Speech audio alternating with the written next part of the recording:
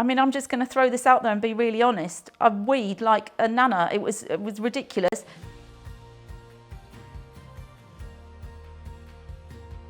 Well, one of the things, I was expecting to get a big tummy, but I thought that I would be one of those people that still has like a nice figure, but with just a round tummy. But what actually happened was I literally swelled from, I would say, pretty much here, right down to my ankles. I mean, there was no sort of definition at all in my entire body, right down to my feet. So my wedding ring, I had to change twice.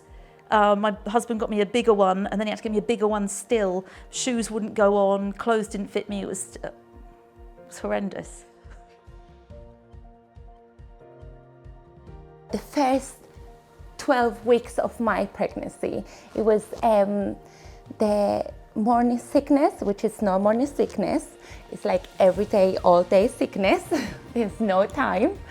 And it's normally lasts for the first 3 months of the first trimester, although mine lasted all the way through to 30 weeks.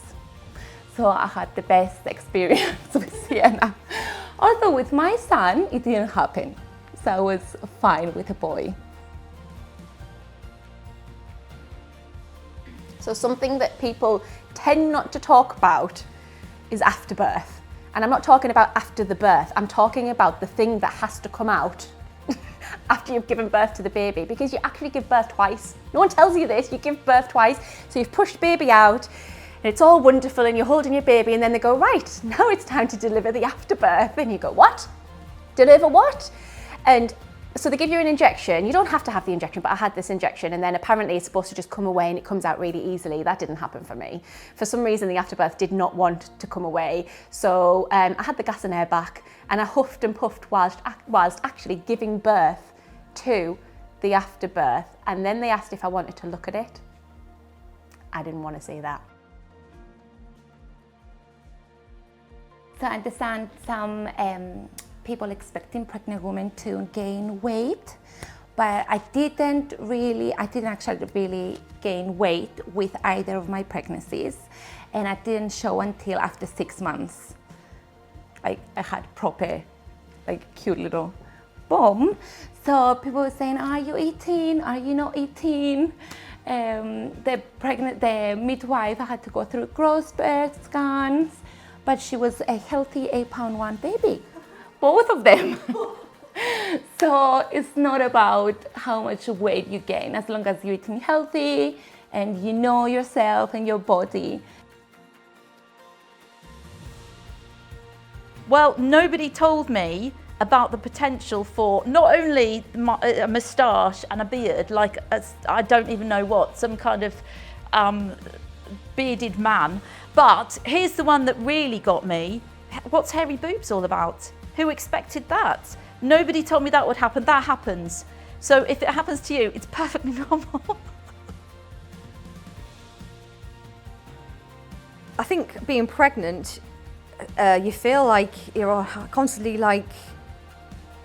really exerting yourself. I think especially when you're trying to get up or try and move in bed. So like my first pregnancy with Heidi, as I got to the later stage, I'd always have to get up in the night for many wees and trying to roll over in bed.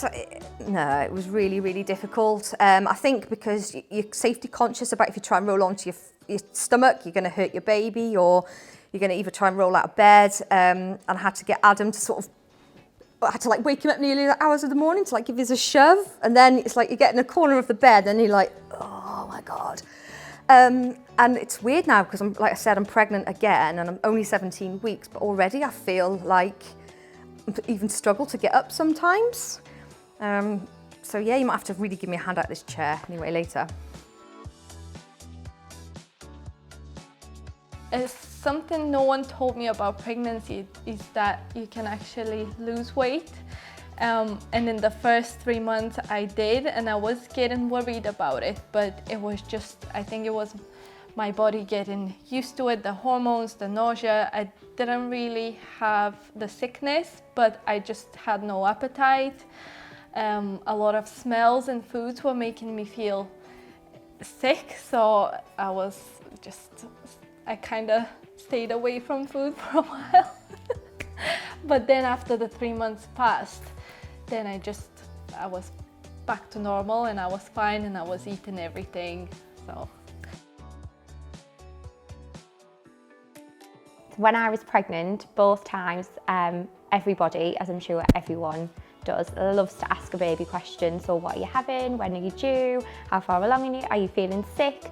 Everything, which is lovely, and it's really nice that people are interested. But by the time you get to the end of the day or the end of the week, you're kind of sick of talking about yourself. And I felt like all it was talking about the baby or me, and I really wanted to know about everybody else, but you didn't really get that. So at school, I'm a teacher, so the kids would ask, which is lovely, and then you have your work colleagues and your friends and family, but you feel like all of the focus is on you, which is for a lot of people like the first time, and then you don't really find out a lot about everybody else at that time because all anybody wants to talk about is the baby, which is really exciting, but it can get a little bit monotonous by the end of the day, I think. So from the second that I found out that I was pregnant, a very strange thing seemed to happen in that everybody else in the world was also pregnant.